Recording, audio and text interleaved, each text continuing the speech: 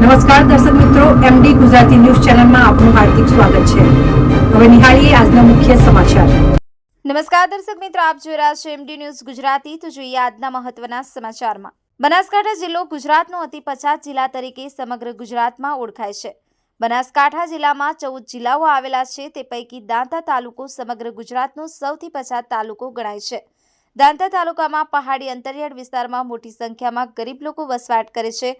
દાંતા તાલુકાના ભેમાડ ગામે છેલ્લા કેટલાય વર્ષોથી ગેરકાયદેસર બ્લાસ્ટિંગ અને ખનન પ્રવૃત્તિએ માંઝા મૂકી છે, કે જે કારણે પહાડોની સુરક્ષા સામે અને લોકોની સુરક્ષા સામે અનેક સવાલો ઊભા થયા છે।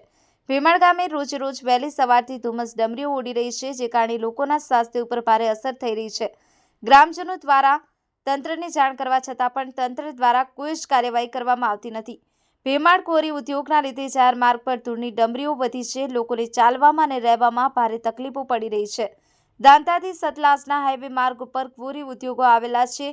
ભેમાડ ગામમાં 45 જેટલી ક્વોરી અને 14 જેટલા ડોમર પ્લાન્ટ આવેલા છે। અવારનવાર ડસ્ટ અને માટી ઉડવાને લીધે ગામમાં ગંભીર બીમારીઓના કેસ પણ જોવા મળી રહ્યા છે।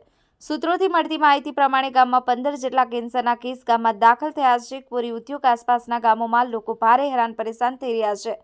પ્લાન્ટના માલિકો માથાભારે હોય, સરકાર કોઈ સાંભળતી નથી। કેટલાક અધિકારીઓ અને મંત્રીઓ પણ આ ઉદ્યોગોને છાવરી રહ્યા હોવાનો ગ્રામજનોનો આરોપ લગાવ્યા છે।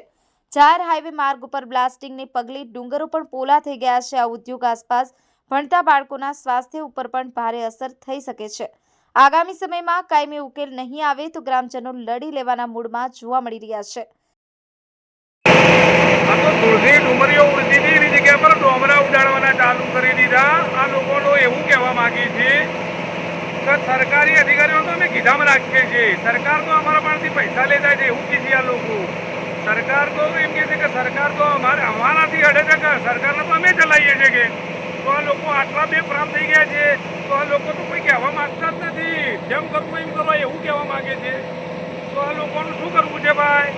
તો આ લોકો તો કઈ ગમે તે વસ્તુ પર આપો, મીડિયા પર આપો, ગમે તે પર આપો, તો આ લોકો કોઈ કરવાના જ નથી। આ લોકો બંધ કરવા તો માંગતા જ નથી ભાઈ। તો આપણે તો આ પ્રદૂષણથી ઝંઝાયેલા જ રહેવાનું છે। આ લોકો તો 2-3 વર્ષમાં ખાલી કરીને જતા રહેવાના છે, પણ તમે બીમારીઓથી મરી જશો બધા। તો હવે સરકારને કહેવામાં આવે છે ભાઈ, સરકારી લોકો હોબળો અને અધિકારીઓ આવો આવ્યો, અધિકારીઓ નહીં હોબળો તો કોણ હોબળે? કઈ સરકાર હોબળે? સરકાર તો આ લોકો એવું કીધું કે અમારા કીધામ છે। અત્યારે આ 2 દિવસથી તમે શું ઉખાડી લીધું? તમે ગાડીઓ બોલાવો છો સરકારી, તો તમે શું ઉખાડી લ્યો છો? અને સરકાર અમારું શું ઉખાડે છે? તો તમે લોકો આવો આવ્યો અને આનું નિદાન કાઢો ભાઈ।